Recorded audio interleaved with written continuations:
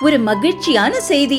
இதயம் நலனையின் விலை லிட்டருக்கு ரூபாய் 105 குறைஞ்சிருக்கு. செப்டம்பர் 2023ல 1 லிட்டர் இதயம் நலனையின் அதிகபட்ச விலை ரூபாய் 503. ஆனா இப்ப 1 லிட்டர் இதயம் நலனையின் விலை ரூபாய் 398 மட்டும்தான் தமிழ்நாட்டுல. அப்ப இனிமே எல்லாரும் இதயம் நலனை வாங்கலாம் இல்ல?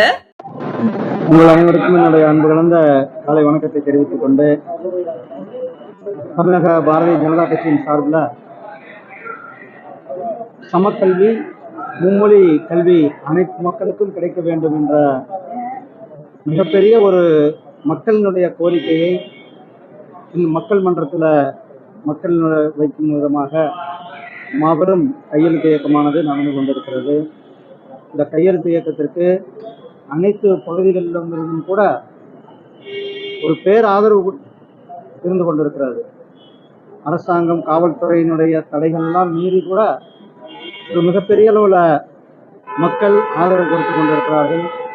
எங்களுடைய பாரதிய ஜனதா கட்சியினுடைய நிர்வாகிகளை கைது செய்வது, எங்களுடைய பாரதிய ஜனதா கட்சியினுடைய மூத்த தலைவர்களை கையெழுத்து இயக்கத்திற்கு நடத்த விடாமல் தடுப்பது, இது போன்ற செயல்கள் எல்லாம் கூட மீறி இன்றைக்கு மக்கள் மத்தியில் ஒரு மிகப்பெரிய ஒரு எழுச்சியாக, மக்களுடைய ஒரு மிகப்பெரிய கோரிக்கையாக வளர்ந்து கொண்டிருக்கிறது. கையெழுத்து இயக்கம் ஒரு பெரிய வெற்றியை அணிந்து கொண்டிருக்கிறது. அதே போல தமிழகத்தில் பொறுத்தளவுக்கு நேற்றைக்கு மரியாதைக்குரிய மாண்புமிகு உள்துறை அமைச்சர் அவர்களுடைய வருகை, அவர்களுடைய நேற்றைக்கு அங்கே வந்து தக்கோலத்தில் இருக்கிற சிஎஸ்எஃப்னுடைய நிகழ்ச்சியில் கலந்து கொண்டார்கள்.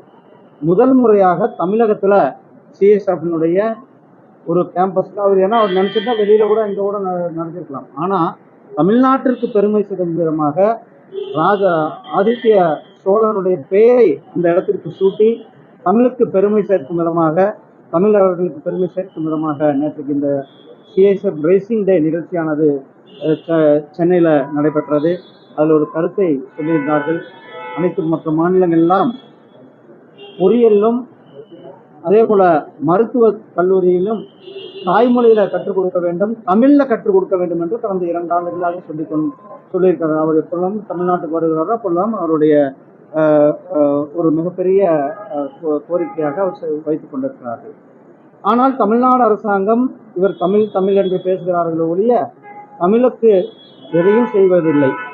குறிப்பாக இன்றைக்கு தமிழுக்கு உலகம் முழுவதும் தமிழுக்கு ஒரு மிகப்பெரிய அங்கீகாரத்தை, தமிழுக்கு பெருமை சேர்த்துக் கொண்டிருப்பது பாரதிய ஜனதா கட்சி, மாண்புமிகு பிரதமர் திரு நரேந்திர மோடிஜி அவர்கள் தான். அதனால்தான் நேற்றைக்கு நடந்த அந்த விழாவில் அந்த கேம்பஸுக்கு ராஜா ஆதித்ய சோழன் அவர்களுடைய பெயரை நாம் சூட்டியிருக்கோம். பாரதியாருக்கு இந்து பனாரஸ் யூனிவர்சிட்டியில பாரதியார் இருக்கை அமைத்து கொடுத்திருக்கிறோம். அது மட்டுமல்ல, உலகம் முழுவதும் திருவள்ளுவருக்கு கலாச்சார மையங்களை அமைத்திருக்கிறோம். அது மட்டுமல்ல, காசி தமிழ் சங்கமும், சௌராஷ்டிரா தமிழ் சங்கமும், அதுபோல உலகத்தில் இன்றைக்கு தமிழ் தான் பழமையான மொழி, தமிழ் தான் தொன்மையான மொழி. தமிழ்ல உலகம் முழுவதும் எடுத்து செல்கின்ற ஒரு அரிய பணியை நம்முடைய மாண்புமிகு பிரதமர் திரு நரேந்திர மோடி அவர்கள் செய்து கொண்டிருக்கிறார்கள் என்பதை ஸ்டாலின் அவர்கள் உணர வேண்டும். இன்றைக்கு பொதுமக்கள் 3 மொழி வேணும். ஏன்னா மெட்ரிகுலேஷன் ஸ்கூல்ல படிக்கிறவங்க 3 மொழி படிக்கிறாங்க. அதே போல சிபிஎஸ்இ ஸ்கூல்ல படிக்கிறவங்க 3 மொழி படிக்கிறாங்க. அப்போ சாதாரண அரசு பள்ளிகளில் படிக்கிற மாணவர்களுக்கு இந்த உரிமை மறுக்கப்படுவது ஏன்? அப்போ பணம் வச்சிருக்கிறவங்களுக்கு அவர்கள் வேற எந்த மொழி வேணாலும் கற்றுக்கொள்ள வாய்ப்பு இருக்கிறது. ஆனால் பணம் இல்லாத ஏழை எளிய மக்கள், வசதியற்ற மக்கள், பட்டியலின மக்கள், வறுமை கோட்டுக்கு கீழ் உள்ள மக்கள் அதிகமாக அரசு பள்ளிகளில் படித்துக் கொண்டிருக்கிறார்கள். அப்போ அந்த மாணவர்களுக்கு அவர்களுக்கான அந்த இன்னொரு மொழியை கற்கின்ற அந்த வாய்ப்பை இவர்கள் ஏன் மறுக்க வேண்டும்? இது ஒரு மிகப்பெரிய ஒரு டிஸ்கிரிமினேஷன், ஒரு நவீன தீண்டாமையை தான் இவர்கள் கடைபிடித்துக் கொண்டிருக்கிறார்கள். அதனால மாணவர்களுடைய விருப்பமாக இருக்கிறது, பெற்றோர்களுடைய விருப்பமாக இருக்கிறது, 3 மொழி கல்வியை வேண்டும் என்பது அனைவருடைய கோரிக்கையாக இருக்கிறது. மொழி கொள்கை மோசடி கல்வி முறை அப்படின்னு டாக்டர் ராமதாஸ் கூட்டணியில் இருக்கிற ஒரு தலைவரே நாங்கள் எங்களுடைய இதில் கரெக்டாக இருக்கோம். 3 மொழி வேணும் என்பது பாரதிய ஜனதா கட்சி. ஏன்னா பாருங்க, கூட்டணி என்பது ஒவ்வொரு கட்சிக்கும் ஒவ்வொரு கொள்கைகள் இருக்கிறது. கூட்டணி என்பது தேர்தல் நேரத்தில் இணைந்து செயல்படுவது.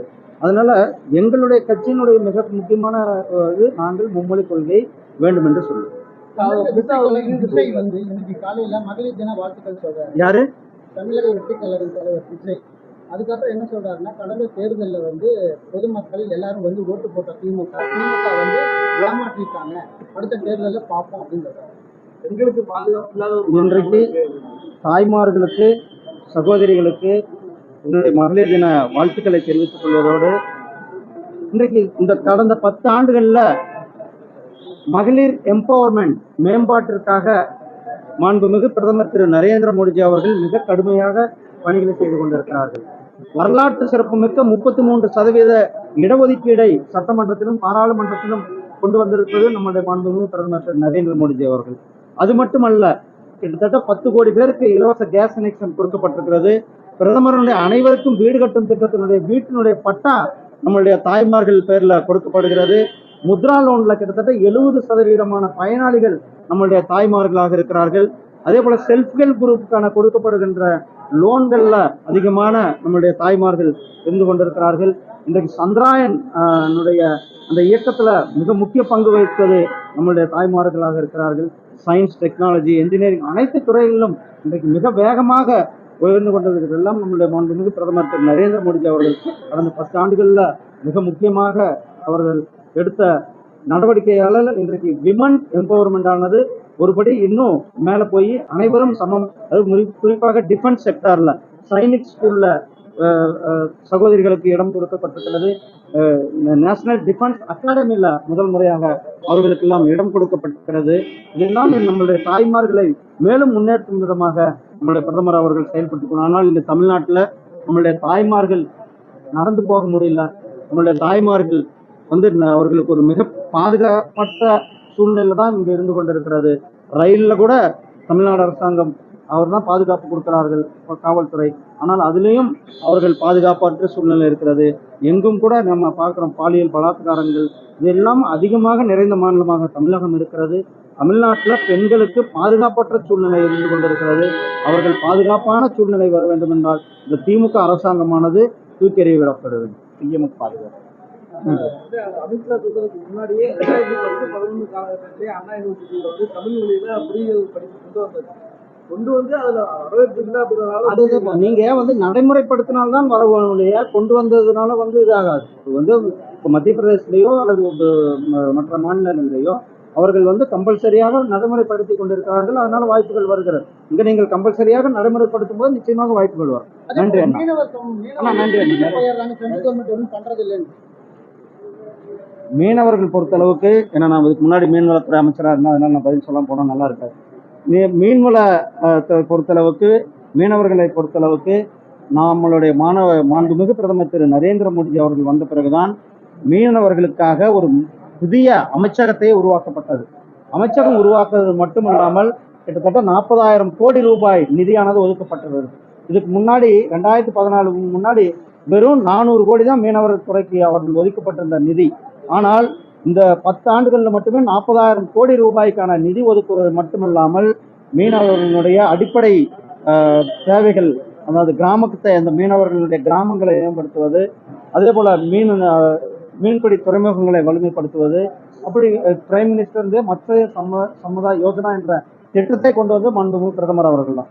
அதே போல மாண்புமிகு பிரதமர் திரு நரேந்திர மோடிஜி அவர்கள் வந்த பிறகுதான் மீனவர்கள் மேல ஒருவர் மேல கூட ஒரு துப்பாக்கி சூடு சம்பவம் கடந்த 10 ஆண்டுகள்ல நடந்ததில்லை.